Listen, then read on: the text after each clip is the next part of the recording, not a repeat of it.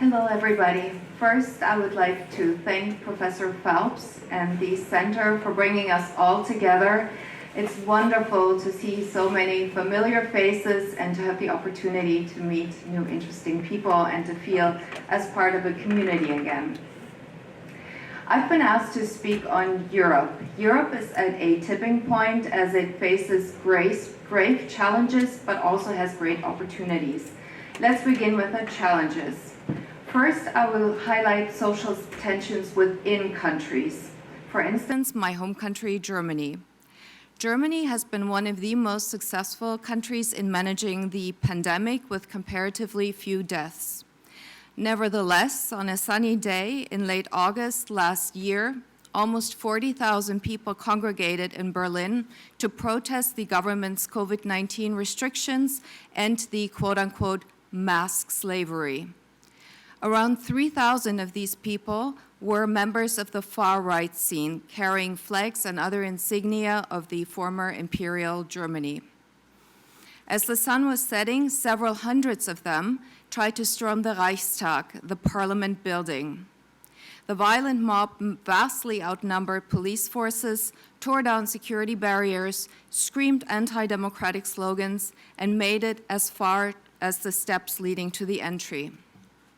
Germans were shocked at this attempted takeover of the symbol of German democracy as it elicited dark memories of the past. In France, a far-right conspiracy theorist, Rémi Daillé, has just been charged with terrorism over a plot to overthrow the French government in what is called Opération Azur. Within just a few months, he had managed to amass a group of several hundred members, which included army officers, policemen, doctors, and lawyers.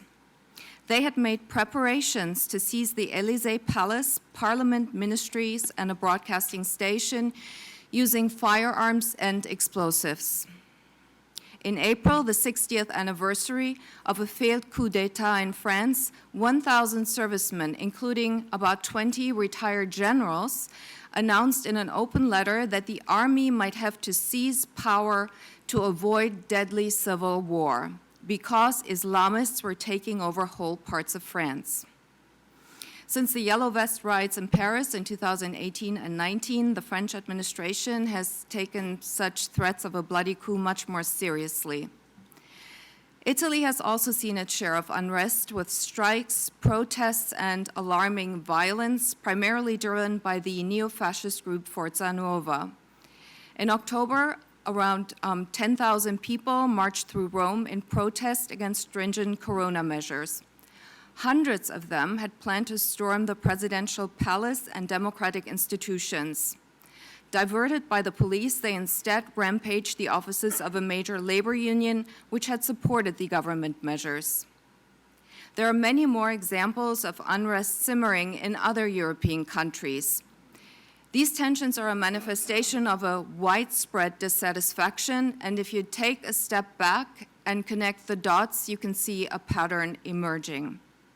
It's important to point out that these groups don't only consist of far-right wing extremists, which, to be clear, are still on the fringes. The protesters are very diverse. It's just that far-right groups often take the lead to bring together these dissenting voices, which include angry business owners, upset parents, anti-vaxxers, and conspiracy theorists. They are united in their shared distrust of the elite, institutions, liberal values, and science. Their disdain is the result of various developments, such as globalization, technological innovation, and immigration, which have disrupted their lives and their sense of identity. They regard the European Union as a technocratic bureaucracy, as deceptive and exploitative. For them, the European Union, the common currency, and monetary stabilization measures are not democratically legitimized, but merely a transmission mechanism for the enrichments of the elites. The corona pandemic has exacerbated existing frictions and brought those amorphous, disintegrative forces to the surface. Secondly, there are conflicts in between countries. On the most basic level, frictions go to the very core of the common community, namely its values and culture. Two of the most right-wing governments, Poland and Hungary, reject many of the community's shared values, for instance, with regard to an independent judiciary, media freedom, and the protection of rights of minorities, such as members of the LGBTQ community. Poland also asserts that its domestic law takes precedence over EU law. However, it is EU law that has primacy over national law, and member states are required to follow a common rule book. In order to discipline Poland, the EU is withholding billions of euros that Poland is actually due to receive from the COVID-19 Recovery Fund.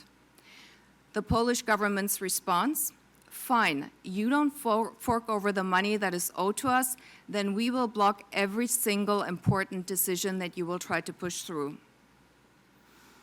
Hungary has also been at odds with the European Commission over its judiciary, which the Hungarian government has tried to bring under its control. In contrast to Poland, though, Hungary has not challenged the authority of the European Court of Justice and complied with its rulings. Monetary and fiscal policies have also set member countries on a collision course. As has been well established, the design of the single currency contains a fundamental flaw, as member states were assumed to be on the same level based on formal accession criteria, when in reality they had all very different economies.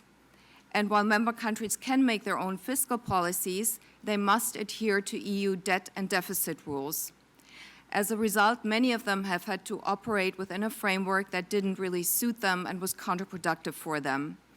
The bifurcation between economically and financially stronger core countries such as Germany and weaker countries in the periphery has exacerbated economic and financial issues. The EU has rendered support, but has in return imposed austerity and structural reforms, which have typically led to economic stagnation and rising unemployment. The pandemic has put a strain on all member countries' economy, but particularly those in the periphery. High inflation, especially record energy prices, potentially endanger the fragile economic recovery and might derail the Green Deal, at least in parts, which is a 1 trillion euro 10-year plan of the European Union. The reasons for the inflation are similar as in the United States, and the risk also very similar. To avoid social unrest and political upheaval, the community should jumpstart growth by increasing spending. Since before COVID-19, public and private investments have been very low, while private savings have been high. In view of these facts and due to the low borrowing costs, it would be feasible to loosen fiscal rules to take on more debt to invest in productive assets because revenues would exceed the low borrowing costs. However, debt typically sparks concerns about financial stability, particularly in Germany. On a side note, the German word for debt is Schuld, which literally means guilty, guilt as in guilty. So Germans have a reflexive negative association with the concept. I can confirm this because I grew up in Germany and I was taught by my parents that the worst thing you can do is to take on debt. And if you absolutely have to, like say for a mortgage, it is the utmost priority to pay it back as soon as possible. During the pandemic, Germany has made available virtually unlimited credit to German businesses, but it has justified these measures by saying, well, we had such great budget discipline that now we can afford it because basically we were, saved money beforehand. The new government in Germany, which is a three-party coalition, has agreed on the need to make investments, though on the basis of sustainable finances. Germany has a provision in the constitution which is called the debt brake, and what it does, it says that in order to maintain a balanced budget, it limits annual government borrowing. There have been voices which have pled for the abolition of the debt brake, but that probably won't happen.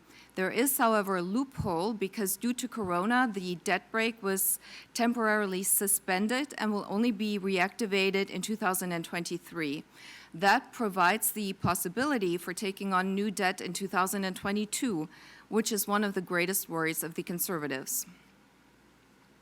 The ECB finds itself in the midst of competing forces and must walk a fine line of maintaining financial stability while not stifling growth. Particularly, rising inflation is, of course, a challenge for the ECB because if it turns out to be more persistent, it will be in a dilemma as it has to be careful not to risk the weaker countries' ability to finance themselves. The ECB's purchase of government bonds has been criticized because there is supposed to be a strict separation between monetary and fiscal policy, and the ECB is prohibited from financing countries. Germany, in particular, has been concerned with monetary stability and access and the transformation into a transfer union. The German central bank Bundesbank has typically been opposed to increasingly unconventional policies, though it ultimately has always come to support them. Meanwhile, the influence of orthodox conservative voices has been waning since a decade of low inflation, despite those loose monetary policies, has weakened their case. The president of the Bundesbank, Jens Weidmann, will depart in December to the great dismay of many German policymakers and economists who saw him as a moderating influence. In December, the ECB, just when he's leaving, the ECB will also wind down the 1.85 trillion euro pandemic emergency purchase program, PEPP, and it must then decide what it will do after that. It could potentially lose restrictions in the bond buying program, PSPP.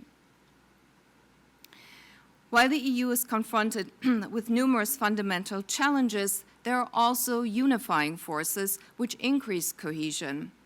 First of all, there are cross-border issues such as the pandemic, trade disputes, climate change, the energy crisis, digitization, immigration, Brexit, and slowing global growth. Then there are international threats resulting from Russia's aggression, China's antagonism, and the US's unreliability. Economic interdependence and the defense of shared geostrategic and economic interests are a good opportunity to make policy decisions which will create a union that is more politically and economically sustainable, as has been made now during the Corona crisis with measures such as the post-pandemic stimulus plan, which I mentioned earlier, and the Next Generation EU Recovery Fund. Also, the European Commission has just established a process to explore the reformation of the Stability and Growth Pact, according to which budget deficits must not exceed 3% of GDP and national debt must not exceed 60% of GDP, and that provision has been a cornerstone. It's a long story. But in response to the pandemic emergency, this Stability and Growth Pact has been temporarily suspended. Of course, debt should be reduced, but at a speed and in a manner that won't derail growth. Another vital issue is how the EU will handle the cultural clash over values. The EU's policy tools to impose disciplines on countries like Poland and Hungary are limited. It can take financial or legal action, but legal action is of limited effectiveness because rogue countries, like take, for instance, Poland and Hungary, they protect each other in the voting process. There is no mechanism to expel a member state. So will we see an Italexit, a Polexit, a Hungarexit? Opinion polls have shown that about 70% of Europeans are in support of the Union. In Poland, even 85% of the population is in favor of staying in the EU. Most people trust the European Union's processes and checks and balances sometimes more than those in their own countries and their own national politicians and institutions. Also, Brexit has served as a deterrent with visuals of endless lines of trucks, empty store shelves, and sheer chaos. By now, most people realize that you can't just pull the plug of a complex system and expect things to revert back to the past. Another lesson from Brexit: the negotiating power rests with the community and it cannot be blackmailed. Complex endeavors move forward through crises. Such crises concentrate policymakers' minds and are a great opportunity to facilitate and accelerate further integration. Lessons from history teach us that we have to fight to protect our democracy, our values, and economic foundations, because humans can only flourish in a society that works for all people. Thank you. Thank you. Are there questions for Sandra?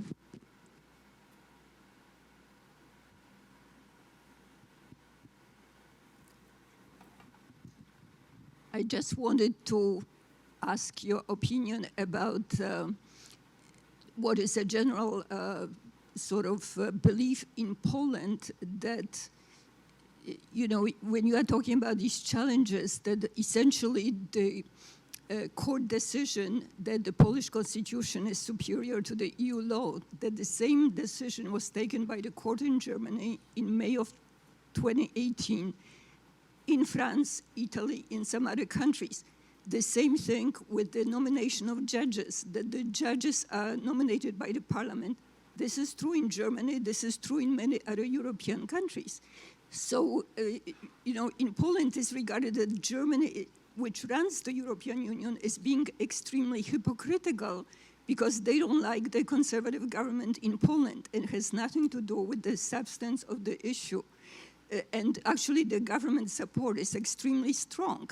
So I think that you should, when you are talking about it, you should at least give the two sides of the issue. And I can go into detail on the other things as well. Yes, thank you for your question. Well, when it gets down to the legal details, it gets quite technical, but there's a fundamental issue with the German court decision that you mentioned, because that doesn't doubt the supremacy or the primacy of European Union law. So the challenge of the Polish court is much more fundamental. It's not what the Polish say. It's I guess it's arguable, but there are so many issues that also play into that, like the values that I mentioned, free press, for instance, in Hungary, or, you know, minority rights. There are some things that are coming together, because otherwise the relationship seems to be very antagonistic. Because usually with Merkel at the head, you know, she was always able to negotiate compromises and somehow come together. But it seems like here we are really on a collision course.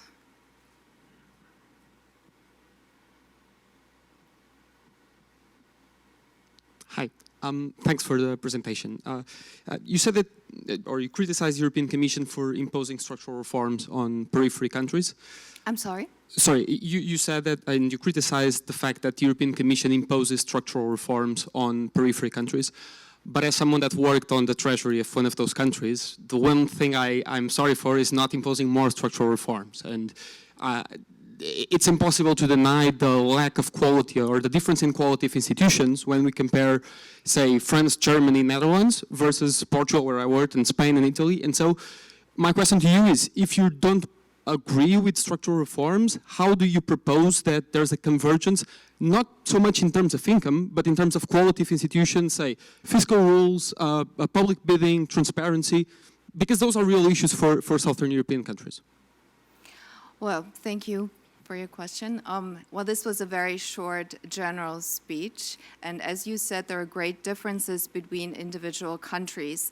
You know, when we watch the how the process went in Greece, there is just a danger that the Union has been over-proportionally influenced by Germany and German rules and German thinking, and there are certainly some good points that Germans have, but their recipes cannot be translated to every single country, first of all, and second of all, they must not come across as patronizing. And for that reason, I think Merkel was a good leader, because it's not just technical issues, it's also, you know, interpersonal issues to some extent. And I'm not against structural reforms. Of course, there are things that can be improved, like if we look at a country like Greece, but I'm arguing from the German perspective, which tends to be too stringent, and you must adhere to the rules, and you cannot, and our rules. And I think there should be more leeway. Not every country is the same, and not every recipe fits every country to the same extent.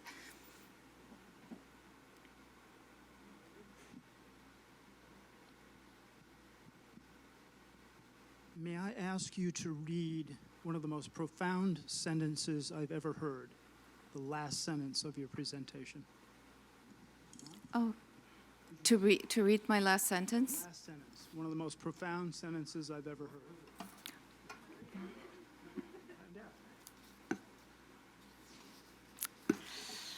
Lessons from history teach us that we have to fight to protect our democracy, our values, and our economic foundations. Did I say that right? Let me start again. I messed up my most important. That wasn't the last sentence, was it? No, I think you mean the second half of the last sentence.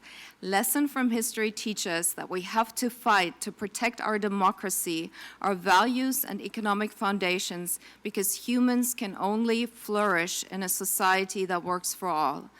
And I think that goes very much to the point that Martin Wolf made during lunch. It goes to what I have had to observe over the last few years here under Trump. And so I'm very sensitive to these issues, probably also because of my German history. So if every citizen believed that last phrase, I think we all need to participate in the democratic process, and we can't just point upwards to people in power. exactly. Wonderful. Thank you. You're welcome.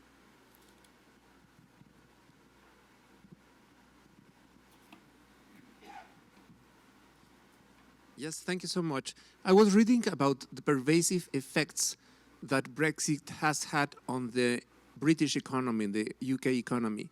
Has there been also a pervasive effect of the European Union has suffered from Brexit as much? Has it had the same effect on Europe? Yes, pervasive effects. Not that, I'm not an expert on that, but not to the extent that I can see just because, that's a big union and it can kind of compensate for Britain not being part of it anymore. And of course, if there are effects, they're probably harder to spot. In Britain, we really can see it, immediately, the immediate effects, and they're quite dramatic. I think it was the biggest obvious mistake to ever make. Any other questions?